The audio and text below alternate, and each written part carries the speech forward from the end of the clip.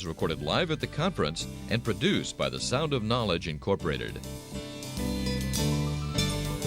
Welcome to the Black Hat Briefings 1999.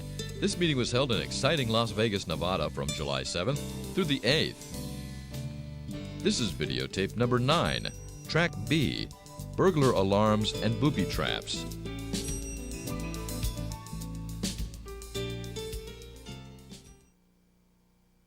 Start talking. That's what I'm good at, so I'll do that. Greetings, thanks for coming. I'm Marcus Ranum. I'm CEO of Network Flight Recorders. I do intrusion detection stuff, so if you want to apply a vendor bias filter, you may, although I'm really not talking about any vendor stuff here. This is just some clues about sort of my current thinking about intrusion detection and some tricks for that. And it's not... This isn't perfect. This is something I've been wrestling with for quite some time. How do you fairly reliably detect somebody who's broken into your systems after the fact? And there's a couple of different ways of doing it, most of which are lumped under the overall title of intrusion detection.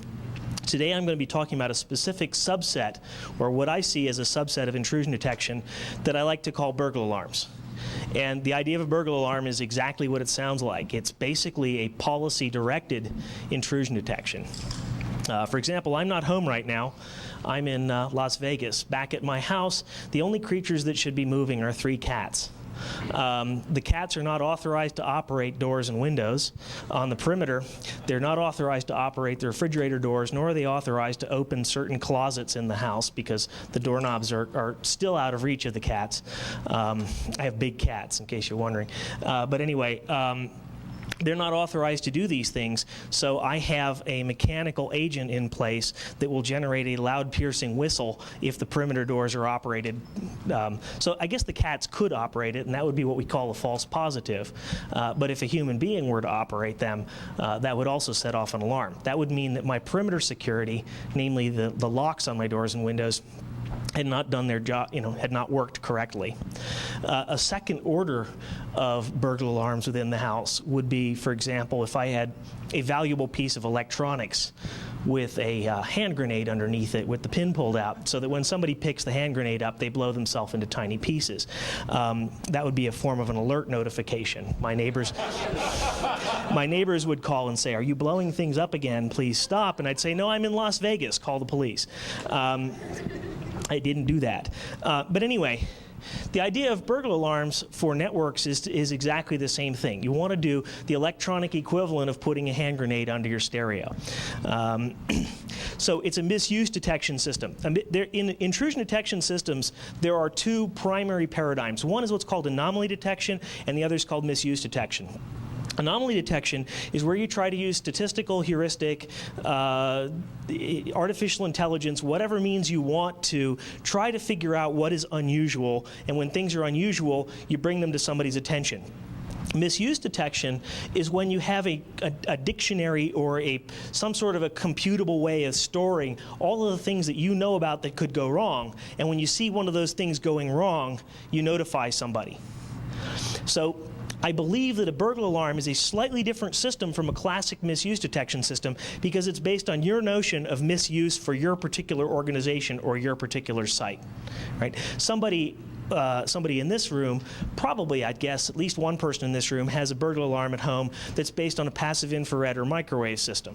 In that case, your policy is not only is there no operation of perimeter doors and windows, but no one is moving inside your house. You may have goldfish or cockroaches or whatever pets you like, but they're all going to be below the threshold of activation for a microwave or a passive infrared system. My cats are too big for that, so I have to use a completely different approach, right? So what I'm building here is a notion for your network where you're going to do the same kind of thing. You're going to identify what should and shouldn't happen in your network and specifically target misuse detection systems to alert you in the case that happens. Right, here's a simple, now back to talking about the slides that I brought, which are supposed to be what I'm talking about. You might care about people port scanning your firewall from inside, but not from the outside, right? I don't know about you, but my sites get scanned pretty much constantly. That's what we pay for all that bandwidth for, I guess, so that the scans complete quickly. I'm not going to tell you some tricks about that. Unfortunately, there's ways you can really hurt people who do that, but we won't go into that. Anyway, you may not care about people scanning your firewall from the outside, but you may care a whole lot about people scanning your firewall from the inside. That's an example of the kind of paradigm we're talking about here. And I'll give you some ideas for some of those. So what you're doing is, based on some sort of notion of site-specific security violations, you're going to notify the administrator. And the reason that this is important is it may not necessarily correlate to individual security problems. You might come up with a list of things that are indicators of potential security problems, and then detect real security problems as a second order effect of the first thing happening. For example, somebody is now root. They weren't before. Well, there's a couple of ways that could happen. That could happen because somebody just gave somebody else root as part of administrative duties. The other is that somebody gave themselves root as part of a stack smash or what have you. And in either case, I kind of want to know about that because I'm a bit of a control freak. You might want to know about new routers appearing on your networks. From a network level, this isn't too difficult, right? A new router would be, unless you've got a router that's doing MAC address spoofing or something weird like that, a new router would be a machine that's got one hardware address that starts emitting IP traffic with various hop counts or times to live with different IP addresses. New subnets, if you see new traffic crossing your network that wasn't crossing it before. Now that's a good example of a burglar alarm in process. For some people's networks, having new subnets cross your network is not a big deal. That happens every day. For other people, like me, on my little tiny home network, that is a big deal. If I suddenly started seeing traffic coming to and from, I don't know where, but IBM or something on my home backbone, I'd be really shocked. So again, it's policy directed. And you might want to detect new web servers and so forth. These may or may not represent security problems. They're just cases where there's something's happened on your network that you probably want to know about. All right. The ideal burglar alarm is one where you actually deny the attacker the ability to do the thing that they want to do. This is the place where it gets fun, and I'm still trying to think of a perfect way of doing this, but I'll give you some ideas that might let you creep a step forward. Right? If the bad guy is going to want to get on your machine and, I don't know, tamper with your website, and that's the way that they score, right? Then all you have to do is deny them the ability to do that without you being told, and you've completely defeated the purpose of their getting on your machine to tamper with your website.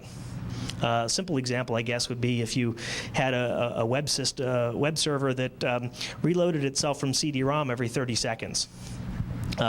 Sure, they can alter your web page, but you're going to get some very spotty. Well, you're going to get a very badly performing website too, but you're going to get some very spotty ability for people to change your website. And if you can identify a list of the things that you think that the attacker might want to do when they've broken in, you can very easily set up a pit trap to go off in that circumstance, right? I don't worry too much in my house about putting hand grenades under my boxes of Raisin Bran, but putting hand grenades under my stereo would be, by the way, there is no hand grenade under my stereo. This is just an example. I'm crazy, not stupid.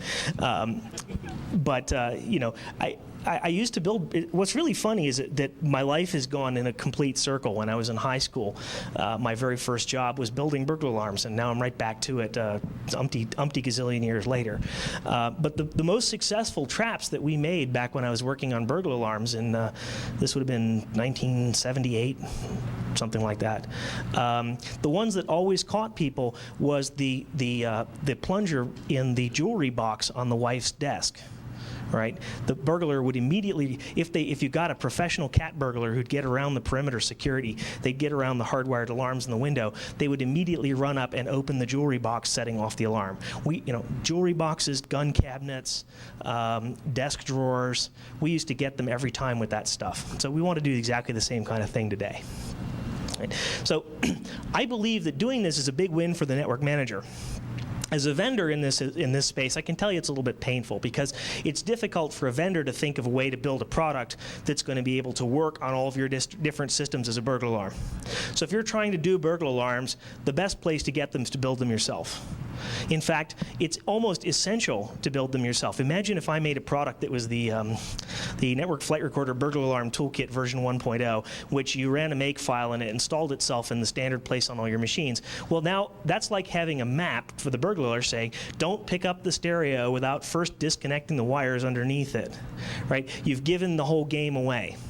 The only way for these things to be effective is for you, as the creative, cunning, twisted network manager, to think really hard about what kinds of things you want to salt around your network and leave them lying there, so if somebody gets in, they're going to set off an alarm. So you're able to take back the home court advantage, right? The only thing that we good guys, and I'm assuming that I'm talking to a room full of good guys, the only thing that we good guys have going for us is the home court advantage. It is our network, and we legally can do sick, twisted things to it. When they do sick, twisted things to our networks, they're violating the law, and we're allowed to pound on them for doing it if we catch them. So we get to do it, they can't. The only thing we got to worry about, of course, is if we build our network so that it's so booby-trapped that we can't effectively use it. I'd be a little bit careful about that. But the main thing you can do with these is detect the second-order effects of a successful break-in, right? Let's say that you've got a web server that's set up that's going to generate an alarm if any of the pages of interesting content get changed. Let's say that all the index.html files on your system have a file-level watchdog that's going to fire if something alters the file. And we'll leave how you could hide that as an exercise. But it's very, very well hidden. Right? You may not know how the bad guy got in. But if they did get in and they do change your website, you do know that someone got in. And that, I submit to you, is very useful information. Right? You may have audit logs that will let you go back and figure out more of the details about how they got in after that. Like, did they come in through a stack smash in your web server, or yet another sendmail bug, or was it some other thing? But you were able to detect the fact that it happened in a reasonably short time frame. Right. So what are the advantages of these things? Well, they're really reliable. Best of all, they're reliable and predictable. If you build your burglar alarms to be very simple, they're only going to fire when the grenade will only go off when you pick up the stereo. As long as you don't pick up the stereo, the grenade will not go off, assuming the cat doesn't knock the stereo over. They're very easy to implement. It doesn't take very long to build these things. I'll give you a few ideas in a couple of minutes about some fun ones you can build. But if you know Perl or C, and if you're a kernel hacker, it especially gets fun if you're a kernel hacker. But if you're willing to hack your systems up and do some bizarre configuration management, you can build a good burglar alarm every day. In fact, one fun thing you could do is, if you co-manage some security critical systems with a couple of coworkers, let's say you and two of your friends manage these systems, enter into a little pact that once a month, in a rotation, each one of you will implement a new burglar alarm on your important servers. And you will document it and tell the others. Every time somebody sets off one of the burglar alarms, they buy lunch for the other two. Right? And just keep doing this for a couple of months. And after you've done that, for a year, you'll have a system that's just completely wired to the nines, so that as soon as anybody touches it, it's gonna explode. And then quit and get a job someplace else. And you want to document this stuff. Anyway, they're easy to implement. They're also really easy to understand. One of the big problems with doing security, I'm a pointy-haired suit these days, not a technical guy. So I talk to pointy-haired suits, and usually the dialogue goes like this. Me talking to customer. You need security, huh? Is the customer response, right? Why? Prove it. And then the next piece is, even after you manage to sell them some security, they ask you the really, really cool question, which is, how do you know it works? Well, that's a real problem, right? This is like being the maker of a bulletproof vest and saying, well, I can show you that it works, right? Bang. Whoops. Bang. It's difficult to prove that something works. A simple burglar alarm is fairly easy to do, right? You just tell the person, well, look, watch, do this. Boom. Okay, it just notified you. That's pretty obvious. They're easy to understand, right? You don't have to mess around with fancy statistics. You don't have to mess around with trying to do some kind of AI analysis of what actually occurred, right? If the thing says, I am Michelle and I am running this route and I didn't think I should be running this route, something has gone wrong. That's a pretty simple diagnosis. The tricky part is figuring out what went wrong, but at least it was able to tell you something's gone wrong. Also, burglar alarms aren't going to generate a lot of false positives. One of the problems with a lot of the ID systems out there, the first generation ID systems out there, they're either very, very conservative and they don't pester you much at all, or they're aggressive about identifying problems. They're like the very, very helpful waiter who comes by every 2 minutes during your meal and asks you, is everything okay? You kind of wish it would go away after a while. ID systems cannot pester you too much, because if they pester you too much, you're going to start to ignore them. So if you've got a burglar alarm that's set up right, it's going to notify you when you really need to know what's happening, and not a second before, and hopefully not too long after. Right? Again, that's kind of like the neighbor saying, your house just exploded. Have you been playing with explosives again? No, it wasn't me. I better go call a cleanup crew. Anyway, okay. Now, the disadvantages of burglar alarms, they're policy directed, right? That's a fancy term for you've got to have an idea what should and shouldn't happen. If your management model for your systems or your network is anybody who wants to does anything that they want, it's very difficult to come up with a reasonable set of things that shouldn't happen. The answer is everything should happen. If you can nail things down a little bit beyond that, then it gets a bit easier to come up with a predictable detection system. You also require stability. Right? If you're constantly changing things, you're going to constantly be setting your burglar alarms off, and that's not really any fun either. So in some cases that might be valuable. Let's just imagine that you've got a really simple tool. Imagine you have a small network, or let's say you've got a hub where your guest systems all plug in, and all you've got is something like ARP Watch that's notifying you about new hardware addresses and IP addresses as they show up. That's not really a burglar alarm, but you might want to know whenever somebody plugs a new machine into the 10-base T port in lobby or something like that. If you've got a very, very unstable network, if that kind of thing is constantly happening, your ability to make a valid determination of risk based on that event is very, very, very, very much reduced. And of course, you got to be careful not to set them off yourself. This can be fun. All right, so here's a simple burglar alarm. Right? Let's say we've got a web server, and we've done a router with some screening, and our policy at the web server is that we're only allowing in standard HTTP and SSL, which means that the web server is doing its DNS resolution off the firewall, and it's bouncing its mail off of someplace else, and so forth and so forth. Very, very simple policy. Right? One thing you could do that's fun is slap a copy of IPFilt into the bottom of the kernel of the web server and have it scream bloody murder if a packet hits it that doesn't, hits it coming from the outside that doesn't match the policy. That would indicate that you've got something seriously wrong with your router. Or your firewall or whatever. Very simple. Doesn't cost anything. Doesn't cost any performance at all, hardly. A little bit of extra management headache. But one of the things that's nice is if you're the web server guy and the router's run by your router guy, you will not be. You'll be notified when your router guy installs a new router and forgets to update the screening lists in the router or something like that. Again, this is cheap. This is free. There's no reason not to do it. In-kernel screening is really easy to generate alerts with. Something like IPFilt, you can just have the log option and have things go to a log, and have something like Swatch or LogCheck notify you as soon as interesting entries begin to appear in the log. So here's some simple examples of an IPFilt-based burglar alarm. We'll block everything by default. If you wanted your burglar alarm to be a little bit more permissive, you could have it not block everything by default, but just generate alarms and then still permit the traffic through. Right? I live out in the country, and if somebody breaks into my house, I'm pretty confident that the guy's going to have about 45 minutes to take all of my stuff before a cop will even get there. Now, this isn't a suggestion, by the way. There aren't grenades in the house, but anyway.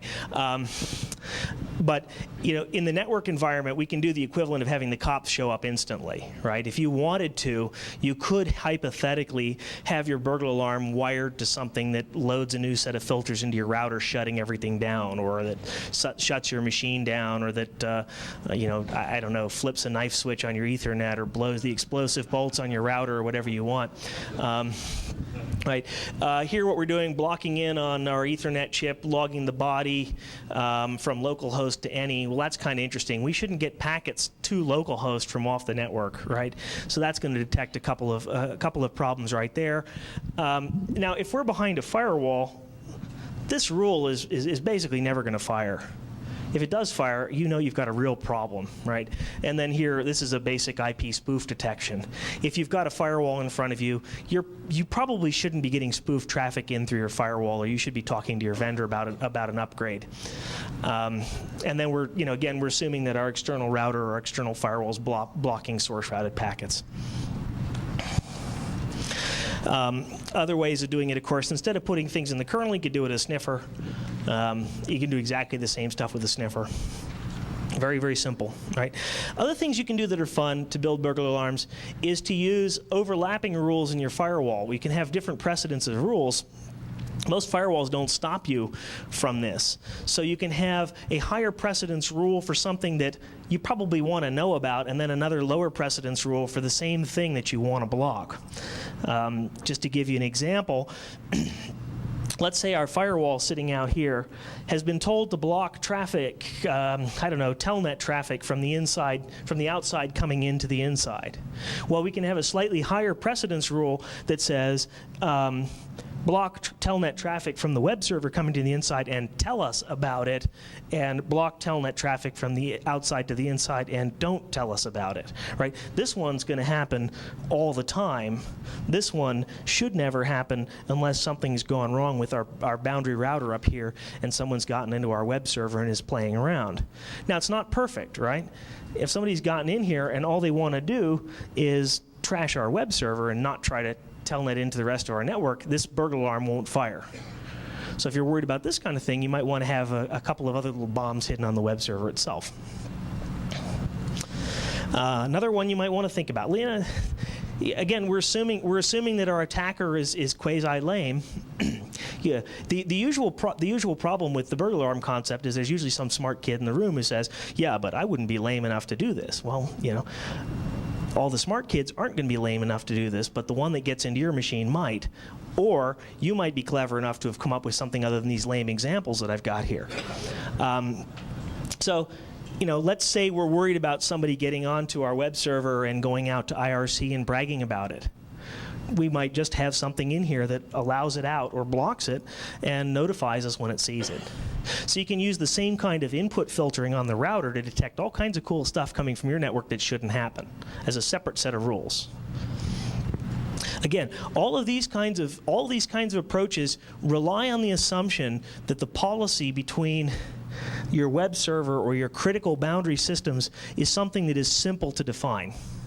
If your web server is allowing 85 different protocols back and forth, you're not going to be able to do this effectively. Of course, if your web server is running 85 different protocols back and forth, your web server is not secure anyway, so you're basically screwed. What? What if your web server's IIS? Well, anyway. I don't know enough about the NT, but any reasonable operating system has sufficient properties that you can probably build some decent burglar alarms on it. NT does have file watchdogs, for example. Nobody uses them, so maybe they don't really work right. But if they did work right, you could probably build some pretty nifty burglar alarms out of those on an NT box. In fact, I'm really amazed that someone hasn't come out with a This isn't a suggestion, by the way. Someone hasn't come out with a Win32 app that just sets a bunch of file watchdogs on critical things and sell it as, IIS secure version 2.0. Raise a bunch of venture capital, do an IPO, and buy a Ferrari. Secures Microsoft IIS. Yeah, okay, great. But think about it. All the people are going to see that as a safety blanket, and you're going to be selling safety blankets so fast your arm will wear out. I like to do security right, though. So anyway, so you can build them with sniffers. You can build them with in-kernel packet filters. You can build them with with application packet sniffers. And of course, you've got application logs too. Applications are typically not very good about logging things that shouldn't happen, unfortunately. Applications generally tend to notify you that they've had a problem by leaving a core file. But if you've got the time and you've got the energy, you can take the source code, if you're dealing with an open source environment, you can take the source code for your applications and add a little bit of extra telemetry into it. So, sure, instead of applying the patch that fixes the buffer overflow, you might want to apply a patch that notifies you about the attempt to use the buffer overflow. Right? The code mostly worked without complaining. That's how it got in there and got released in the first place. So you could add a couple of extra lines saying, HTTPD, someone just tried to buffer overflow me using yawn this particular hole once again. That could be an interesting statistic for senior management. We pointy-haired suits like that stuff. Okay, here's another one. Let's say we've got some. This is lame, okay, but it can help you. Let's say we've got some established keyword screening in our router. It's blocking inside to outside connections, and we want to know about the occurrence of this happening. This is basically a simplistic port scan detector. You're not going to catch the super fancy port scans, but all you do is set up TCP wrapper on various port ranges, so when someone connects, you do something about it. Very, very simple. Right? If we're assuming our policy is HTTP and SSL are the only things that are getting in here, and maybe, let's say, DNS, we probably shouldn't be getting anything up at high port ranges, so we can have something listening in here that's going to notify us when we get connections up on the high port ranges. This is just a simple example how you do it. This is an old example of a TCP wrapper file. You define a couple of bug ports. It runs a particular command. You don't have to use this command. You could use other commands. If you want to be more conservative about not raising false positives, instead of doing safe finger and generating a separate alert for each time one of your bug ports fires, you could have them all create a touch file someplace in a directory and have a cron job sweep the directory, and if there are more than a certain number of touch files in a certain period of time, roll them all together and generate an alarm. There's all kinds of things you can do, and it's just a simple 10-line shell script, and that's the Etsy services entries for doing that. Other fun things. This is a cute one. Works good. This is for BSD. Linux presumably has the same thing someplace in it. Most Unix like operating systems have to have this. Anyway, if it's got Chroot and you've got source code, it's going to have this someplace in it. But in a BSD type system, what you can do is, let's assume you've got a web server that's chrooted. Your web servers are running chrooted, right? Let's assume your web server is running chrooted. It should not try to ever do another chroot, unless you've really badly misconfigured it and you want to know about that too. The places where it might try to do another chroot would be if somebody's, trying to chroot its way out after they've done a stack smash. Here what you're doing is, this is the root file. This is a pointer to the in-core vNode of the root file system of the current process. So if it's not null, we've already done a chroot. So you might just generate a warning if that happens. This would be a good thing to put on a firewall product if you were building one. This one's really lame, but it works.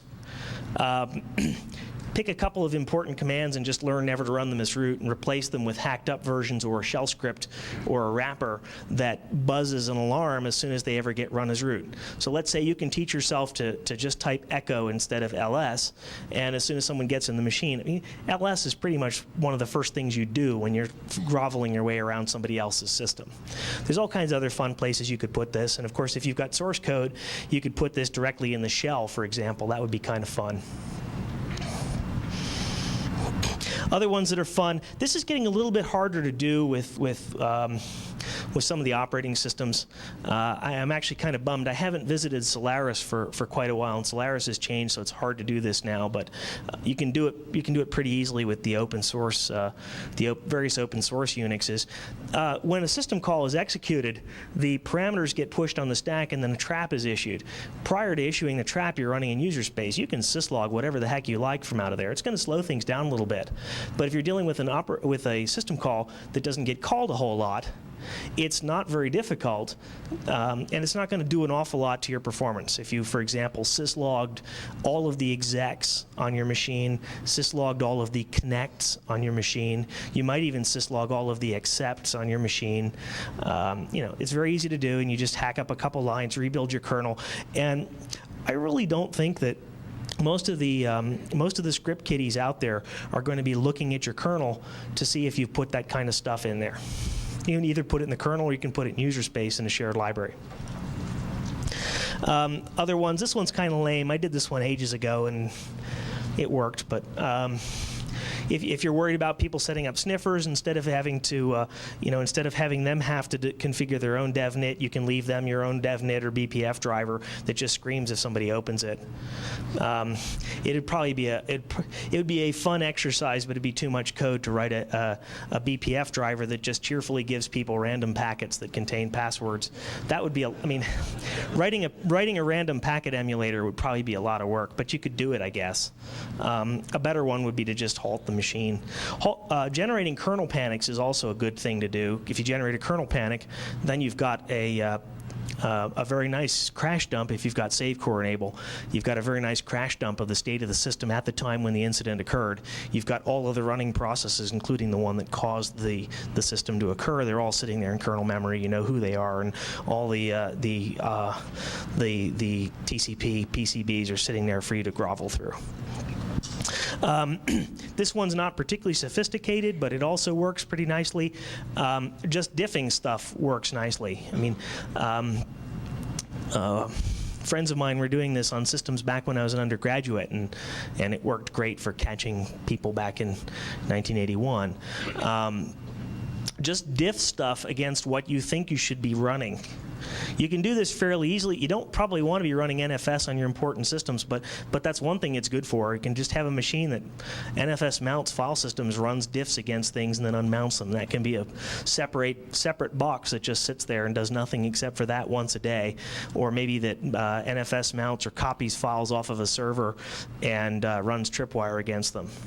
Or that mounts and tripwires everything, or tripwires everything and then compares them against a remotely mounted file system full of tripwire databases. There's all kinds of different ways of doing this, but this is really valuable, assuming that your systems have a fairly steady state. If your system's constantly changing state, forget it. This one works really nice. You can put it in all kinds of great places. You can put it in cron. You can put it in. You could have a separate program called swapped maybe that did this.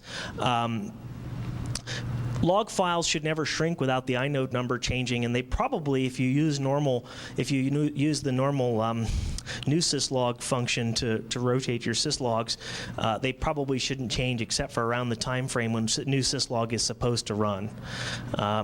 We recently had a little incident on our site when our SSHD log suddenly disappeared during the middle of the day, and it very nicely notified us about that happening. A little bit too late, but it was nice to know that it happened. As soon as something like that happens, you now know that it's time to sync your disks and power things off and start looking through your free blocks for log entries.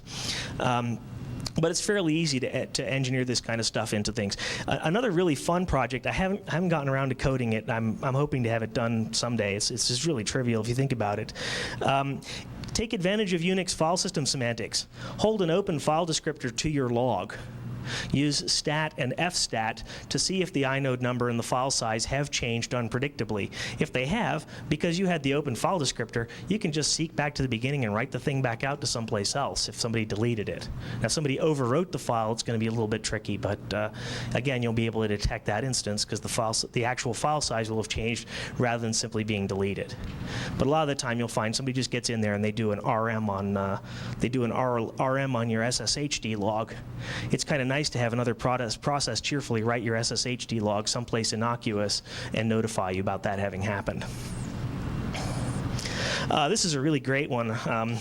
A friend of mine did this one a long time ago. They had somebody who, an intern named Suzy, who thought that she was going to be an elite hacker, and kept prying around on the system. So one night, Boyd just went around and installed a program called Terrify that took one parameter. Here it's called Watchdog, and you just see the things logged in. Somebody might care.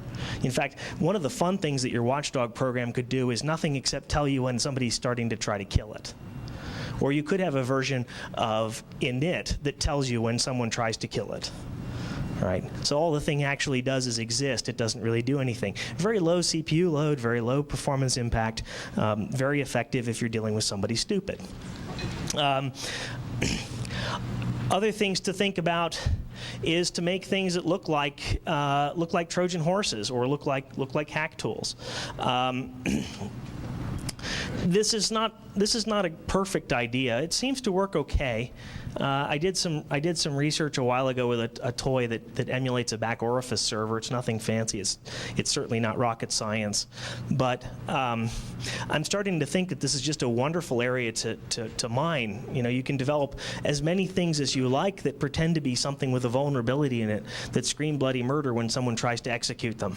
In fact, you could, you know, conceivably even build a complete insecure Unix operating system simulator that people could hack away into their heart's content, and you could get an idea what they were doing. You could even market it and, you know, I don't know, call it NT. Other things to consider doing. This is a little bit less of a burglar alarm, a little bit more of a proactive technique. Your users will scream bloody murder if you do this. A couple of us did this back in '89 on some machines. If it's a dedicated service machine, this is easy to do, but just remove the ability to set the execute bit in multi-user mode. It's a couple of lines of change to the kernel's change mode routines. And you can also have it so that you've got to be attached to a physical terminal. That's also, you know, a couple other lines to add to the kernel. That's really effective. It means your users can't download programs and run them anymore. That's going to help a great deal. And of course, if it's a dedicated machine, if all this thing is a web server, this is going to solve the case where your ponytail Mac guys go and install some new plugin into your web server that makes it insecure. It's also going to make it a lot harder if somebody breaks in there to download and run things. You might at least surprise them. Couple different versions of Unix now block against attempts to execute code from the stack. This is a good thing to run if you're worried about stack smashing. It is not a panacea. There doesn't seem to be a panacea to stack smashing except to write perfect code, which is really, really hard, believe me. I've humiliated myself there a couple times, and some of the people in this room did it to me. But the main thing that happens there is that you can prevent a certain number of buffer overruns. It means that the person who's doing it's going to have to call to a function instead of loading their own function into your stack space. Other fake holes. This one's not rocket science either, but it works good. Install something that looks like a well-known hole, and then just have it record whenever somebody runs it. So you can have a PHF bug, or you could even have I don't know. You could configure your version of Apache to answer as if it was IIS, and then record all the different IIS attacks against it when they happen, or whatever you wanted to do there. This one works pretty good. Did this one first in I guess it would have been 1988. It's actually really sneaky. This is a variant of the trick that map makers use to determine if somebody is copying and reselling their maps. What you do is have a user with an obvious but crackable password, and do something. There's all kinds of places you could put it. You could put it in the login process. You could put it in their .login if you want to be lazy. There's all kinds of places you could put it, but have it notify somebody immediately if that user ever logs in. Now, you pretty much know for a fact if somebody ever logs in as that user that your password file's been grabbed. Right? And that's interesting. You don't know how the password file was grabbed, but you know from the second order effect that it was grabbed. If you're using something like a hashed password, a shadow password file, then this is really interesting because it means that somebody's gotten a hold of your shadow password file, which I guess means you're already rooted. So, okay, that's not a great example. In that case, your whole day is ruined already, and it's probably been ruined for some time. But I guess at least you know about it. If you're using shadowed passwords in the Dum Dum user file, this would be one of those. Darn, I guess I'll take the weekend off. Kind of ideas. All right. Anyway, so I just wanted to try to trigger some thoughts in your head about a couple of ideas to protect your systems. Think about doing this. The security technologies that are out there are large numbers of them are flawed, and certainly nothing is perfect. And if you're worried about things going wrong, you should start to think about ways to detect things after they've gone wrong. And right now, this is one of the best ways that I know of. These are lame examples. The fact that I've been going around talking about them, means that they're useless, right? I suppose if somebody was going to come after, one of my machines, they might think that all these pit traps might be in place. In fact, they're not. I'm not that cool. I don't have time to put all these in place. I've got other ones or some of the other ones in place. But you got to come up with your own, right? If you don't have the imagination to do these, you're probably not going to be able to. But if you've got a twisted imagination and you like coming up with cunning ideas, this is a great way to spend some time. And believe me, you'll be a hero if one of these things fires. If you're building a security critical web server that's going to sit out there and be a target for your whole organization, you want to be the person who's able to say, we were hacked and we were only hacked 2 minutes ago. See, I'm on the job. I know, I was able to find out. And of course, then what they're going to say is how, and you'll say, I don't know. I don't know, but I'm still working on it. I guess you get to keep your job for a while. Anyway, so that's what I had to talk about. I don't know if you've got any questions, comments, rocks, tomatoes? Nothing? Yeah. I've run in back officer friendly for a little while, and I log some obvious attempts here and there. The ISPs are ignoring me when I complain. His comment is he runs back officer friendly and he logs various attempts and complaints to ISPs and they ignore him. Yeah, well, what do you expect them to do? The big ISPs have got, some of them have got thousands of security complaints pending, and I sometimes think that pending means that they're stacked neatly in the garbage. But the back officer friendly thing, if anybody cares, you can get it off of www.nfr.net/BOF. There's Unix source code for it, and there's a Windows 32 version. It's just a toy. It's nothing super duper, but it does work. I wrote it because somebody nailed a friend of mine's machine with back orifice and grabbed a bunch of stuff, and then I know some wealthy people who have all their information connected to the internet and they don't really realize that their machines are constantly being scanned. It's really entertaining to put it on machines that are connected to cable modems. Those things get scanned 20, 30 times a day, and then the cable. Well, one of the problems that I keep finding with intrusion detection is the more you detect, the more scared you get, and the more you ruin your quality of life. And sometimes ignorance is truly bliss. I was certainly happier a couple of years ago when I had no idea how bad the problem is. And the more I realize how bad it is, the more unhappy I get. People scan my machine constantly. I guess it's funny. I don't know. But you'll get scanned constantly.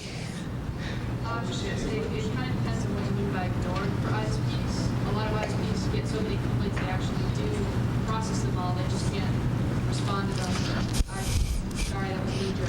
No, the comment, it's a legitimate one, was it depends what you mean by getting ignored by ISPs. Some ISPs have such a backlog that you're basically dealing with a queuing problem. They may get back to you in some period of time. Yeah, that's really an acknowledgement protocol problem. Some ISPs have it so if you send mail to abuse at the ISP, it sends you back a form letter saying thank you for your message. We'll get back to you as soon as we have some time. I have absolutely not. Please do not construe any of this as criticizing ISPs. I have absolutely nothing but pity for the security managers for ISPs. I mean, we should all have a moment of silent grief for them because their lives are truly full of pain. I'm sorry, I can't hear you.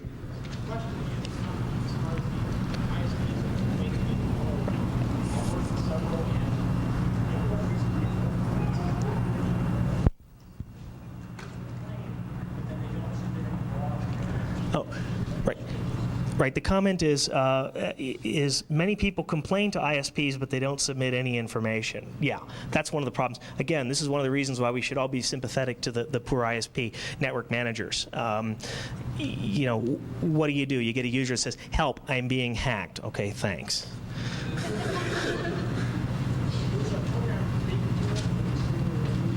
I'm really having trouble hearing you. Yes, there's a program called FakeBO that does the same kind of thing. Oh, okay. It includes a bunch of stuff? Well,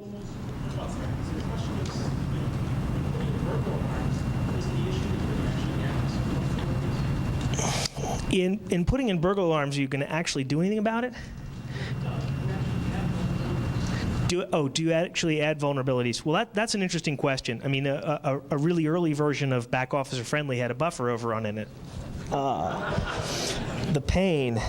Well, seriously, I mean, look, let's not clown around here. I mean, I'm a reasonably paranoid code writer, and if I make buffer overruns in a mere 5-page hack, think what the interns that are writing all those whiz-bang products that your users are running on their desktops are doing. So yeah, potentially any program that you're running on your system is an increased vulnerability. I don't have a good answer to that. If things like fake BO or back officer or whatever are running in an environment that has a reasonable security model, then you could probably say, yeah, it's true that it's not too big of a problem. I don't have a perfect answer for this. One of the other things I keep daydreaming about is what's the, we've been kind of scratching our heads about this. Is there any value to having all of these kinds of trap tools begin to send their information to some central location where we could keep a statistic about who is doing the most scanning, and just turn all that stuff over to the FBI, which would be interesting. Not because I think it would actually do anything, but it would put the FBI in the same position that the poor security guys at the ISPs are, that they'd have 300,000 outstanding complaints, and then they would be a little bit more sympathetic about leaning on the ISPs, saying, worry about your security. I don't know. I mean, there's a lot of interesting problems in this area. This is a really interesting area for research, or applied troublemaking, or whatever you want to call it. Other questions, comments, stuff? Is anybody today, aside from me, running burglar alarms on your system? Cool, good. Do it. It works. It really does. Any of you guys had your butt saved by one? See? Yeah, it really does work. Yes? I just got a comment with burglar alarms. Just be aware that if someone does break into your system and discover one,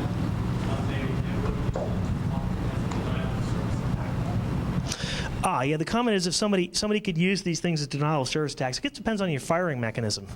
That's one of the open. I should add a slide about this. That's one of the open problems with burglar alarms is the what do you do, right? Burglar alarms can represent a denial of service in a lot of different ways. If you've got a simple burglar alarm, like let's say you're running back officer friendly on your dial-up link and you're getting scanned 10 times a day. If you try to actually backtrack and do something about all of those scans, you're not going to get any work done. You're going to lose your job and you're going to be on welfare in 3 months, assuming you have a job. So in some cases, just the work that can be produced by detecting problems can be a problem in and of itself. You've also got the problem in some cases, if your burglar alarm does something radical like halts the system, you've now given the attacker or the potential attacker a remote halt command. That's probably not a good thing either. So when you design these things, you've got to design them from the standpoint of what you want to accomplish when something goes wrong.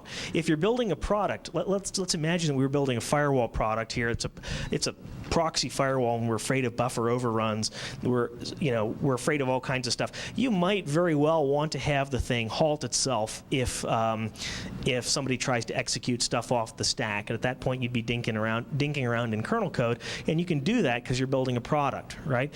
And in that circumstance, you might have the thing halt itself, reboot, come back up, and give the customer a error 106 has occurred. Please return this unit to the vendor for field service or something like that. And then you can get the thing back and dig through the core file and figure out what went wrong. And that's one of the other problems, is how do you get useful diagnosis out of these things? I really like the idea of the burglar alarms because you can get useful diagnosis in a lot of cases. When I keep looking at intrusion detection systems, the host-based systems have a fairly easy job. Look at a simple host-based IDS, right? grep for bad SU in var ADM messages. That's a really simple host-based IDS. You could get some venture funding and marketing literature and go do an IPO off of that. I'm not joking. Anyway. But the reason that works nicely is because the application knows the error intimately. Applications are the place to catch the error intimately, and it can tell. I mean, think about that. Host name, timestamp, host name, login, bad SU, right? Username, at TTY P0. That's a complete diagnosis in one line. You can't get that anyplace except for the application. So one of the things I'd love to do is figure out some way of convincing the vendors that they should start putting much, much better application telemetry into their code. You know, why fix the buffer overrun instead of telling you about somebody trying to trigger it? Well, the problem is that scares the customer, and also means that the vendor has to admit that they had a buffer overrun there in the first place, rather than just saying, oh, that's not really a problem, it's just a conceptual problem nobody could really attack you with. Yeah. Doesn't putting in burglar alarms of this sort when are you vulnerable to having the actual hack being put on place over your burglar alarm, and then having your network scanning tools ignore it because you know it's an alarm? Okay. Interesting question. Doesn't putting a burglar alarm in place give you the possibility that the actual hack could be installed over the alarm, and then your scanning tools would continue to generate a false positive, well, actually a real positive, and you keep thinking it's a false positive and ignoring it? Yeah, that would be a problem. You know, if you were running something like a fake BO server, somebody could hit you with a real BO server, and you wouldn't be able to know about it. If your security model is that that's the kind of scanning that you do, that probably wouldn't be the best approach for you. In that case, I would suggest that you build yourself more of the kind of grenade under the stereo burglar alarms rather than the fake door burglar alarms. Yeah. Other questions? Cool. Well, I hope this has been useful. Oh, wait, one more. Yeah. Something real quick. When you start looking, the numbers are probably going to be so astounding that management is never going to believe them. His comment is when you start looking, the numbers are going to probably be so astounding that management won't believe him. That's exactly right. That's one of the reasons why I wrote Back Officer Friendly, was to give them to pointy-haired suits and say, run this on your home machine. And then they'd call me up the next day and go, oh my God, what do I do? And I'd say, well, actually, there's nothing you can do about that. Just, you know, hang on and pray. You know, you're running Windows, right? Oh, yeah. Okay. So, you know, that's one of the problems. But that does happen a lot. I mean, we were in a situation earlier or late last year where we installed a sniffer-based intrusion detection system on a customer's network, and they swore up and down that our system must be wrong. We couldn't possibly be seeing that kind of stuff on their ultra-secure network. And well, yeah, we did. Look, we'll reformat the hard disk for you and reinstall from scratch. See, look, it's still seeing it. No, you must be getting garbled packets. You know, I mean, how clueless is there? Yeah, the more you look at this stuff, the worse it gets, you know? The situation's getting worse constantly, so I don't know quite what to do. I actually, the last time I was giving a talk at a conference, and I'll close on this because it's kind of disgusting, but I commented that, you know, I'm getting a little bit desperate because I think things are getting worse, and I see no sign of light at the end of the tunnel. And somebody in the room asked, well, so what are you going to do? Quit your job and become a plumber? And then afterwards at the break, we realized, you know, my life really wouldn't change if I was a plumber. I'm still worried about the traffic. I'm still worried about the contents of my pipes. I'm still worried about where it goes. When a hole gets in my pipe, I still have to clean it up, and it still stinks. I get paid better than a plumber. All right.